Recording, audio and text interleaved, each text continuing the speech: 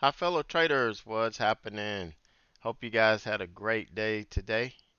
Wasn't as good as yesterday. There were a lot of opportunities out there. You just had to be in the right place, execute the way you're supposed to, and we would get them. We just didn't have um, the market that we had yesterday, but that's fine. It's gonna happen. You can't expect every day to be perfect. Just that it gives you opportunities. And as long as you're seeing those opportunities, that's going to keep us coming back, going after them. Um, so my question to you today is, are you squeezing the most out of your trades? The reason why I ask that is because one of the principles that I teach, before you start increasing your position size, you need to focus on making sure that you're trading as efficiently as possible, that you're executing as consistently as you can, and your trading is as efficient as it can be, meaning you're getting the most out of every trade you take. And that's what's important. It's funny how this little invention that somebody came up with on this toothpaste deal, how it made it to where you could pretty much squeeze everything out of this tube. Now, toothpaste to me isn't that expensive to where you have to worry about getting every ounce of toothpaste out. I think it's more of a test of wills, or it's just the principle of the thing. It's like you bought it, you don't want to throw it away, you want to get everything out of it type deal. But that little invention, it got me thinking a long time ago that, hey, I should be trying to squeeze everything out of my trades as I can get. And that's what kind of led me into having these tight trades like we had yesterday on Roku. This is an ideal trade for me. I think I got the most out of this stock that I could get out of it this whole day. Now, sometimes it could be bad because you turn around the next day and you try to look for the same thing and you end up losing money on it. But you shouldn't lose anywhere near as much as you made the day before. So everything should be fine and dandy once the day is over. But that's the point that I'm trying to make, is that if you could size up and try to get these smaller moves where you're exposing yourself a lot more than if you just trade one stock, you get in rhythm with it, and you maximize the efficiency of your trades. And then once you've done that, once you become a consistent and efficient trader, then yeah, test your test your skills. Okay? Because growth takes place outside of your comfort zone. So once you build that foundation, and once you build that comfort zone with trading the size that you trade, then you can start adding size until you get uncomfortable, and then you work your way through that. I mean, this is something that you're gonna have to grow and grow and grow. But as you're growing, you're learning, and then once you get to the big leagues, you're gonna be down pat. Now, as you see here, there's that several different devices that you could get to squeeze all of the toothpaste out of that. And the same way in trading, there are different ways that you can maximize efficiency in your trading. What I teach is just one way, but it's not the only way. It's like I've always said this from the beginning, trading is like an art form. It's going to look different to everybody. The market's going to look different. It's going to feel different. And you're going to have to find your place in that market and and go to work. And that's my whole goal in teaching you is to get you to that point. I definitely don't want to create sheep. I don't want people to be stuck. I want people to grow. And making, being more efficient in your trades, learning how to be more efficient and squeezing the most out of your trades, it's going to keep your risk low, your exposure to the market low, and you're going to have a better chance of growing your account without a whole lot of headaches. You're going to go through some rough times. That's just part of the deal, and that's just part of the growth process. But you're going to build your account a little bit faster and with a little bit less risk. And, who knows where you're going to go from there. All right, so let's take a look at today. We had a nice little gap up on the SPY. It pulled back. Where is my mouse here? Okay. And it pulled back a little bit, but we kind of closed at the high. Now it is pulling back a little bit. I think we're around 329, 329.50ish, somewhere in there. So we have pulled back a little bit. Um, I'm expecting tomorrow it could potentially push back up and retest the 50 before we start to head back down. Um, it's or we could break through the 50 and the 20 and continue this push up. I'm thinking we're going to pull back some more. I'm thinking we need, another little leg down before we can start that healthy pushback. But that's just my opinion. That's not fact. Just based on what I'm seeing, based on what I'm feeling. Um, that's just my humble opinion.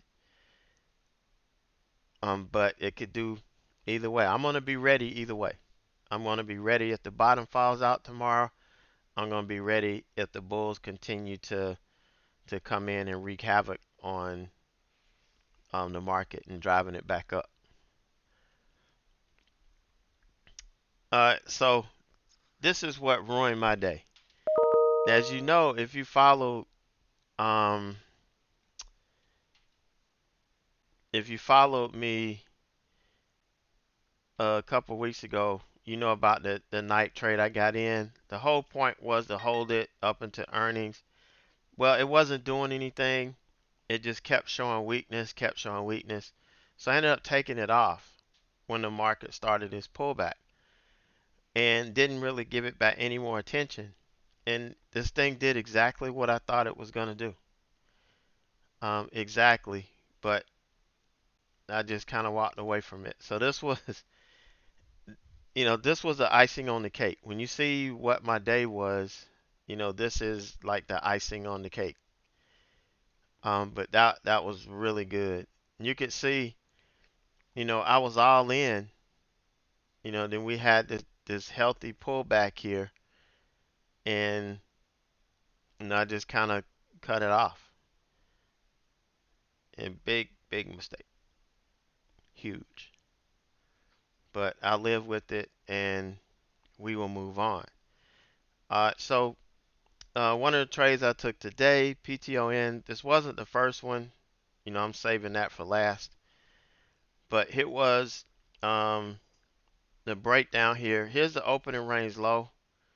This line is a little bit off. But this is the opening range low on this candle here. And, I was trading another stock, so I didn't catch this. I caught this once we took out the pre-market low, which I wouldn't have gotten in. I might have gotten in up here on the break, but probably would have got stopped out or close to getting stopped out on this pop. So I think this was probably the best entry I could get. So I got in once we claimed the pre-market low and got to my first target, and then that was it. Started it reversed. The market started reversing, and PTON showed incredible strength the rest of the day. But this is not a stock. I was not trading it through all of this garbage here. No, I don't trade stocks through moving averages. So, yeah, I'm not even worried about this. This is not something I would have traded, period. I think this causes way too much anxiety for a day trader. So Roku, this was the next one I took. This was, I thought, a really nice flag here.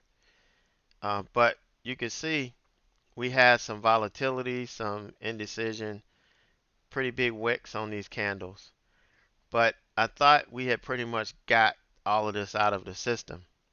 We got this strong candle. So I ended up buying it. And of course, I bought the top of the candle. It pulled back, which, a lot of times when you break the highs, you do get a pullback and another run up. But we didn't quite get high enough for me to take profit. This thing came back in and stopped me out. And by this time, I was upset because here is a stock that I just absolutely killed yesterday. And now I'm trading it and I'm expecting it to give me more. So I did something that I really should not do is, I got in and I'm like, I know this thing is going to come up. I know it's going to go, make a run toward 200 toward the end of the day. Looking at option flow, which kind of helps guide me. Sometimes you hear me talk about um, you had a lot of call buying for a specific price and the stock's going to it, or put buying and stock's probably going to get to that price or move toward that price. So I was thinking that, and little or no regard for managing my risk the way I should on this account. Um, in a larger account, this wouldn't be an issue because this would be the break. This would be the trend break, and this would tell me if we broke this trend. This would tell me whether or not my thesis is going to be right. None of this really matters when you're looking at trading a trend in a different mindset. But day trading this account, using the strategies that I'm using, I have to respect these. I didn't do that, and but normally, if I was in my other account, I would be adding, and so I would better my average, and I probably would have come out of this a little bit better than what I did. Um, but I did catch the first target, and then of course it turned over, stopped me out at break even, and we were done for the day on this. Now, not my finest hour, not the smartest of trades on this today. And this was a direct reflection of how well it traded yesterday. I was expecting at least some of that today, and I just didn't get it. All right, so CVNA. Okay, this was the stock that I missed today. This could have really paid off. I could have had at least maybe a $2,000 day. Um, but what happened at the open was when I started to trade it, the volatility went berserk. Look at what happened when the stock opened. It was a pussycat. Okay, everything was fine. I had no reservation about taking this. As soon as I mark it in. So as soon as I went to mark it in, the damn thing went crazy. The volatility came in and this thing went berserk. I was able to catch um, some profit down here. I was able to take 2/3 off down here. And then you can see within 24 26 seconds, I was stopped out and not at break even, not at break even. I had my stop set and I had like over a dollar 50, $1.60 slippage on my stop. That's just how crazy this stock started trading. It was not trading like this at the open. So I kind of tried to wait, but this kind of spooked me out. And it stopped me from actually staying engaged to this stock. But I did come back to it, once everything settled down, hit the target, it pulled back, stopped me out, and I was just done with it. Mentally, I was just done with it. But look at what it did. I mean, this thing, I know it doesn't look like that big of a move, but it's the scale of the chart. Because you can see I got in at 224.94. I took some off at 227, and then it pulled all the way back. I'm like, man, how? And then look, it ran all the way up to like 234, almost 235. That's a whole nother $7 that I could have gotten on this move. But again, I was just so frustrated and trying to get back at Roku because it broke me. It broke me off today.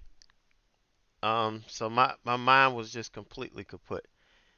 And this is the danger that we face every day. And it doesn't matter how good you are, how seasoned you are. Not everybody is an Iceman. And especially when you haven't had really good days. When you have a really good day and the stock moves really good and you kind of expect to get a little bit of the same the next day, and you shouldn't even do that. That's not right. You should come in every day, no expectations. And I have the 12-hour rule where I can enjoy a trade for 12 hours. After that 12 hours is over. So that means even if I took an earnings trade out the market, by the time we come in the morning, it's over. The 12-hour period is over and it's time to get to work. If I lose big on a trade, 12 hours to sulk, have a pity party, do whatever, but the next morning, that 12 hours is over. It's time to get back to work. But that rule got breached today, and this is what happened. So 643.32, not the day we had yesterday, but I'll take it, considering how bad, I was and mentally. I was just in a bad mental state today. All right, so swings. These are directly from my swing watch. This is why we're patient. Monday, we didn't have any entries on these. Didn't set up. Today, set up for entries. We got Copart opened at 103, and it made almost a $2.50 move up. But you should have at least gotten $2 out of this. You should be up $2 by now. Of course, we don't know what's going to happen tomorrow. The bottom can fall out, and these things could gap down tomorrow. We don't know. But all we can do is trade the setup. It's either going to work or it's not going to work. And so far today, this one took off good. DHI, this is another one straight off our watch. There's some triggered an entry today. And let me see, which one is what? Okay, yeah, this one triggered today. ZEN, another one, and this is the one I took. I got a position in ZEN. I posted that to in chat. You guys saw that. And NVTA, this is the other one that I showed you. I showed you this one this morning. If you were in chat, this is the one I took yesterday about 7 o'clock, somewhere in there. Um, the activity gave me the indication that this was going to gap up tomorrow, the next day. So looking at that activity aftermarket, and it was up like over $1 from the close. So it pulled back a little bit. I was able to take a position in it, and it had a pretty strong day today. I'm looking for it to get to 45 before I can start thinking about taking profit.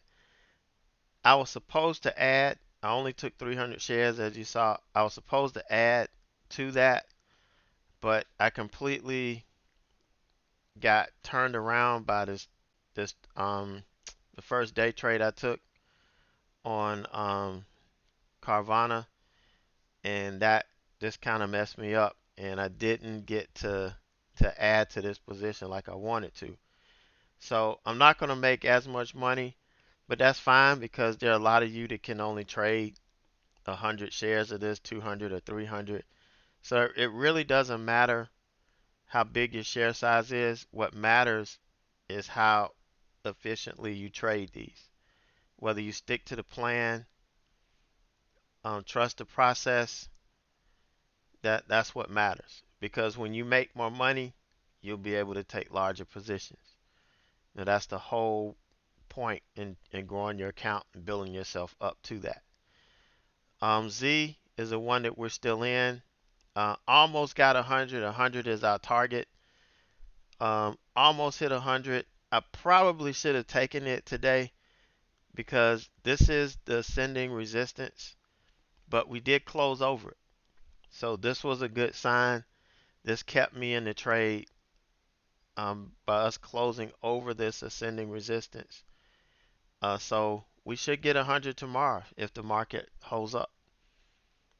We should get it. So that's Z. CRWD. Ooh, I forgot to put that one on.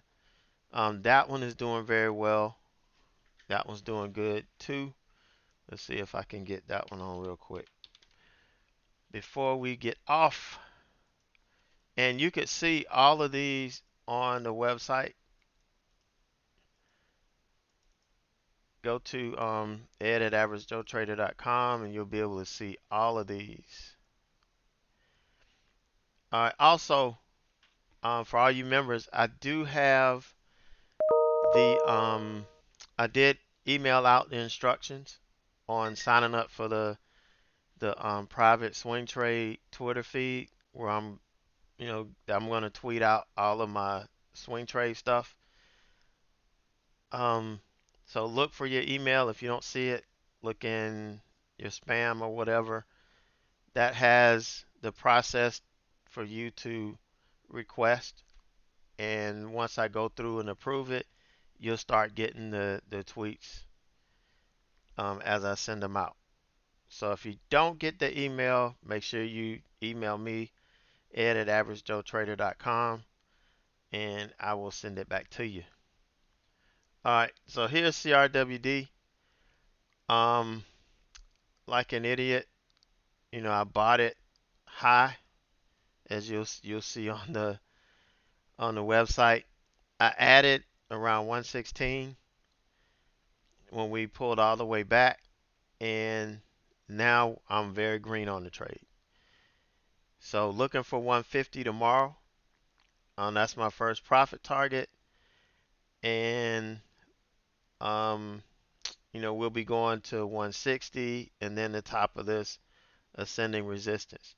Same thing I should have been doing with Z, but since Z closed above it, I'm going to give it a chance. So that wraps it up. So I don't think I have anything else. So you guys have a great night, and I will catch you first thing in the morning.